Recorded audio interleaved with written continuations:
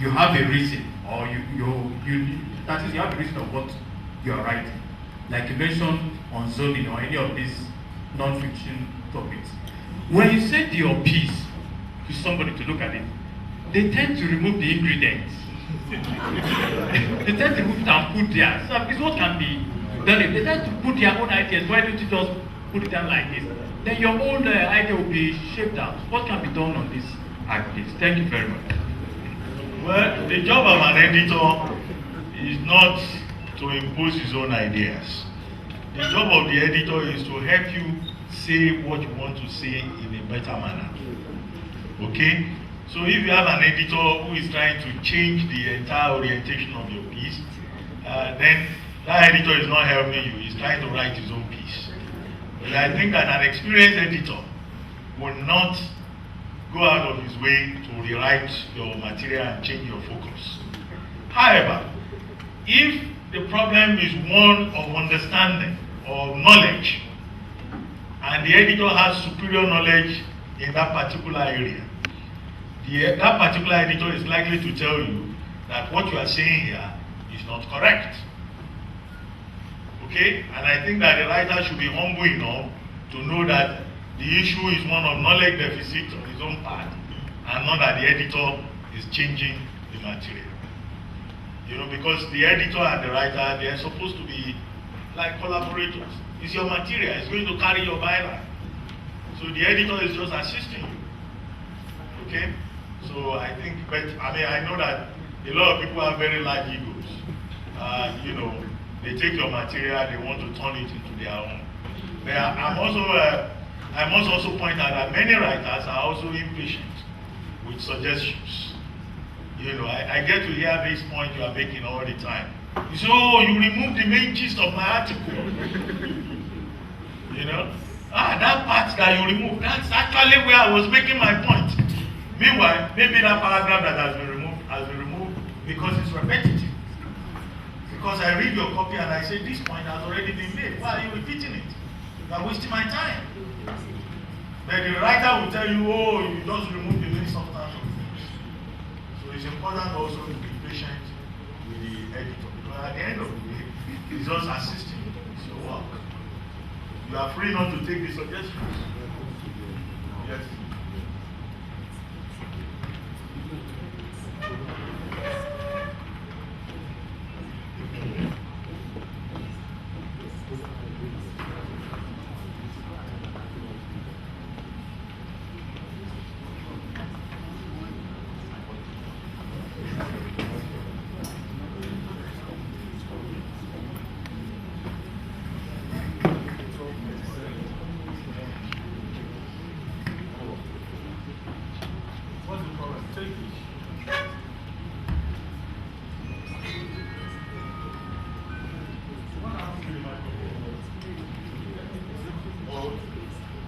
Good afternoon, Dr. Abati. And good afternoon, everybody. My name is Reuben Abati. I am a writer. I write for children.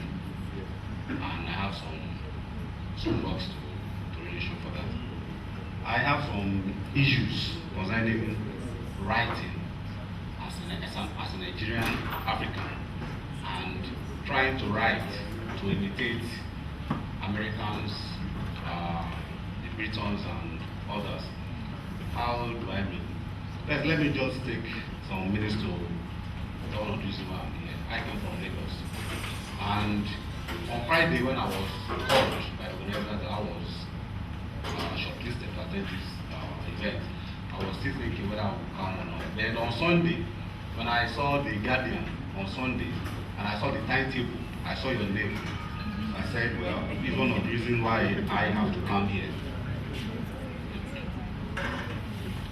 So when I saw your name on the program advertised Sunday Guardian, so I decided I would come.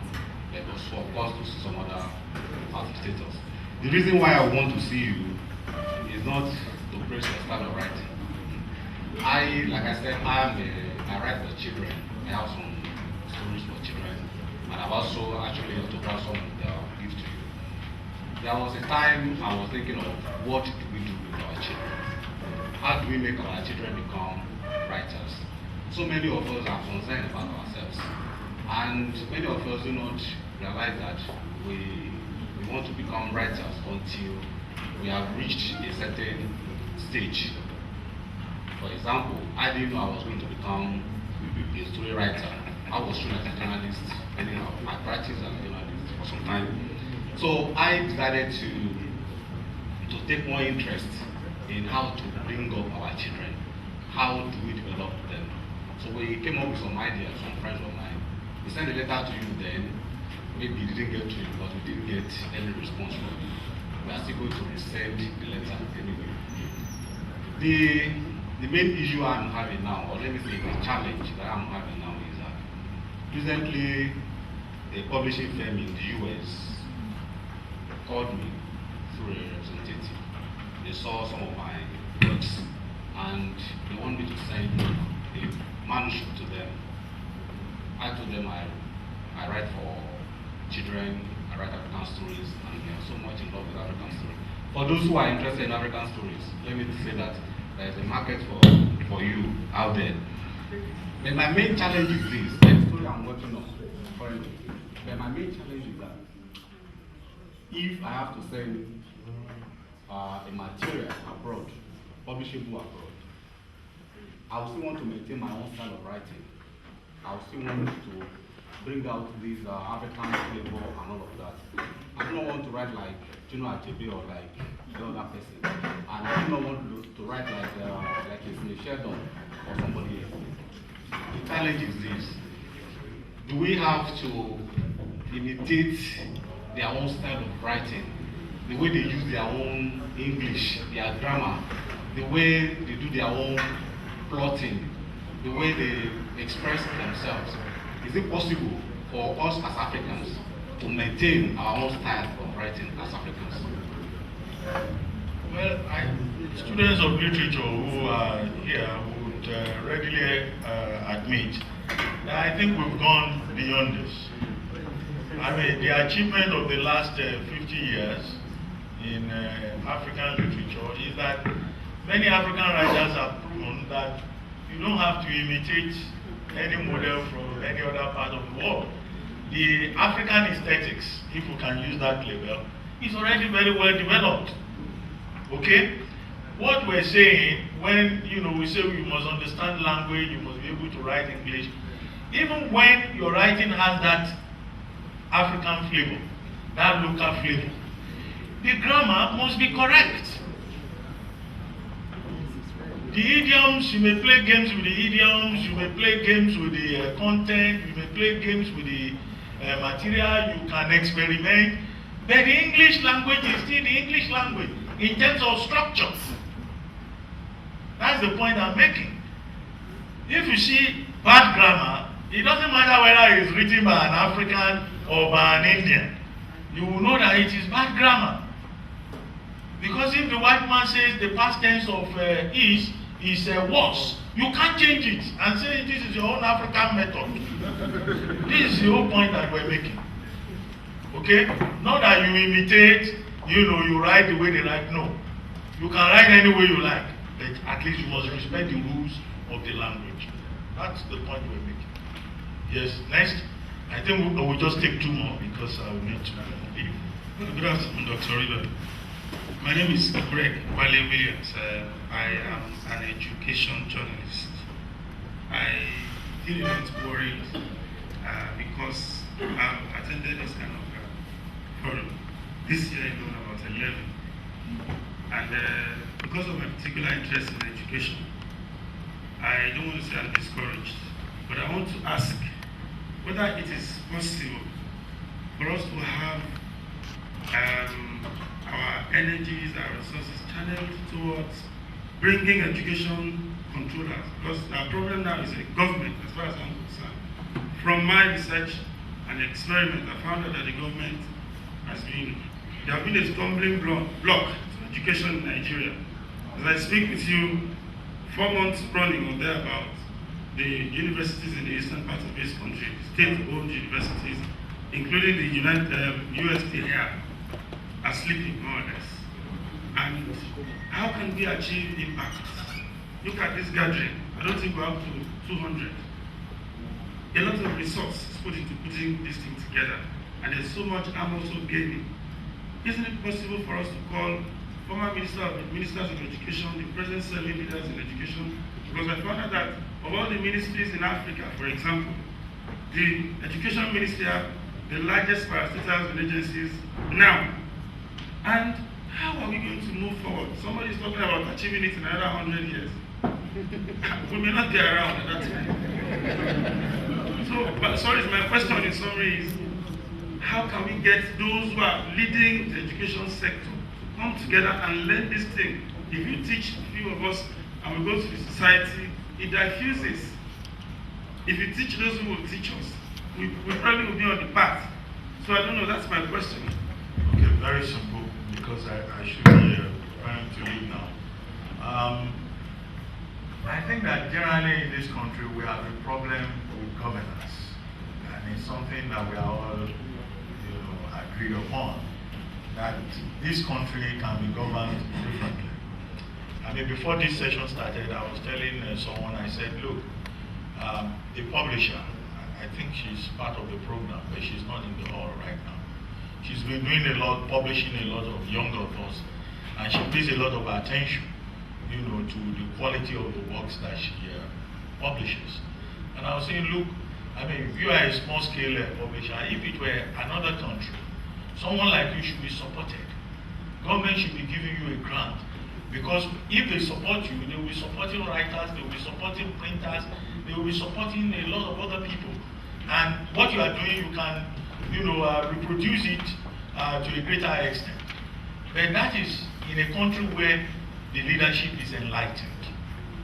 I think that one of the gains of a forum like this, the opportunity we have had to come together under one roof and interact, is that all of us can become advocates on some of the issues that have come out of this forum. Advocates in terms of the promotion of the reading culture, advocates in terms of how the Nigerian education system can be strengthened. I mean, not everybody will have the opportunity to attend a workshop, a writing workshop. Many of the issues that have been raised here about reading, about how to write, about whether writing is something you can, these are things that can be taken care of by the school system. Okay? If the school system is really very strong, and there is very good instruction. I gave you an example of how one course, English composition, helped a lot. Okay? I mean, my entire education, school life, I can just isolate like 4 or 5 basic courses that made all the difference. I took a course in Calabar in those days called Philosophical Problems and Analysis, just for 2 semesters. I was never the same after that course. Okay? And that was at a time when Nigeria was still Nigeria and the school system was good. And the teachers were committed. So you are an education correspondent, you are very well positioned to take on these issues. It's not really about teaching the ministers at the top. By the time they become ministers, they are almost already lost. Anyway, it's in going back and grooming a new generation of people who want to make a difference and who understand the issues. The very last comment or question. Good day, sir. My name is Koton Sani. I'm an aspiring writer. I actually have 3 questions. No, one will do.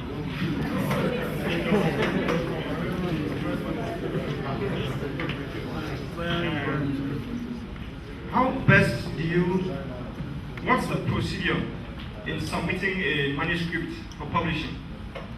I think, for instance, you'd like to know who we are going to, the publisher, which publisher would best, because the point is when you write, you want to get your message across. So you want to look at which publishers would make that possible for you. Sorry, I'd like to crave your indulgence. Can I just ask one more question? The second question is, when you're starting a work, there are different styles, of course. But I'd like to know, how do you tailor the way you start your write-up? For instance, like you want to write something, you could start with saying you want to define, for instance, what you're going to write about. You try to make it more, So how best do you define how to start, and then how to get your message, the central? Because there's usually a central message you're trying to portray in your writing. So how best do you do that? Thank you, sir. Okay, your second question. Well, I don't think there is any standard answer, because there is no one way, of handling different kinds of material. But I think that your material and your audience will determine how you approach it. But the first thing you must know is that structure is very important. Because whatever it is you are writing has to be organized. And if it is non-fiction writing, the most basic structure, that all of us have been taught in school is that it must have a beginning, it must have a middle, it must have an end. That's the simplest thing. Okay? And what they say is that in the beginning, that's your introduction. You give an idea of what you want to do. In the middle, you do all your analysis. At the end of it, you wrap it up. Okay? But of course, as you master the craft, then you can play around with a lot of things. But if you are writing an essay, then of course it must have a beginning, it must have a middle, it must have an end. But if it is creative writing, of course you can roam freely in the temple of imagination and adopt your own style. Okay? Now to your other question about how you publish, again it depends on the material. I cited the example of newspaper materials. I mean, you must know the address of the editor or the email address, and you must know who to send the material to and where. But if it is a book, it's unfortunate that now the publishing industry in Nigeria has been going through a serious crisis for a number of years. There was a time in this country when publishers went to look for authors. They gave people the opportunity to write and to publish. In those days when Macmillan, Heinemann, Longman, when they were doing very well, and there were even also local publishers, developing literary series, school textbooks, and generally going out of their way to look for people who can write, to come and write for them. These days, that is not quite the case anymore.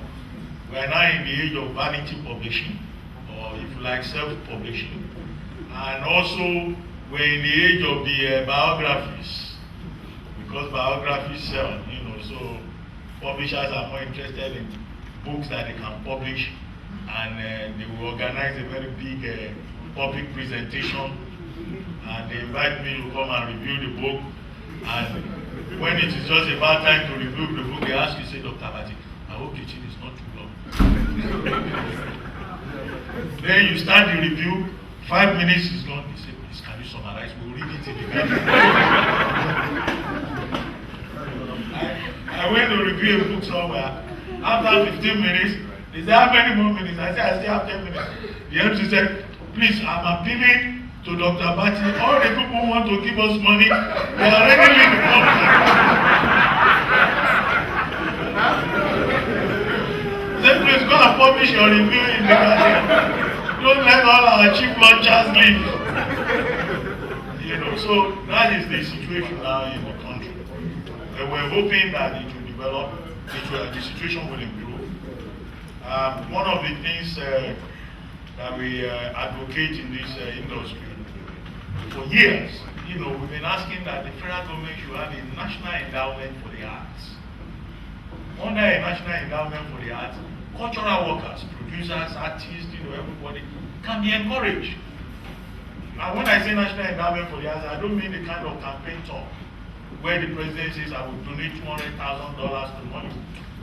That's not the kind of thing I'm talking about. And if the Nigerian president is giving out money, he should be giving out money in naira, not in dollar. Yes. Because the national currency is naira, not dollar. Okay? What I'm talking about is something that is structured, that is organized, as you have in other parts of the world. And it must come from government realizing that there is a connection between culture and development.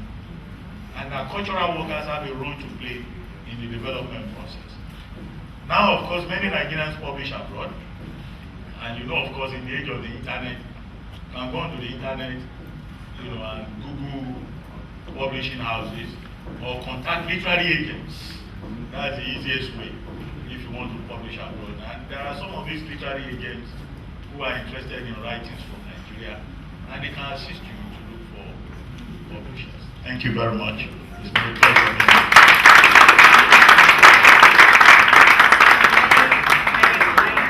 As one of the patrons of Regular Book Club, and my name is Judy Wannerby, on behalf of everyone here, say thank you very much, Dr. Reuben Abati. We have been honored, blessed, and we've learned a terrific amount.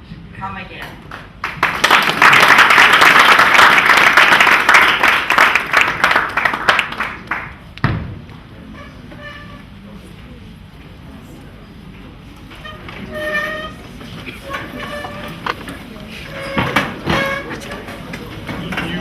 You edited this.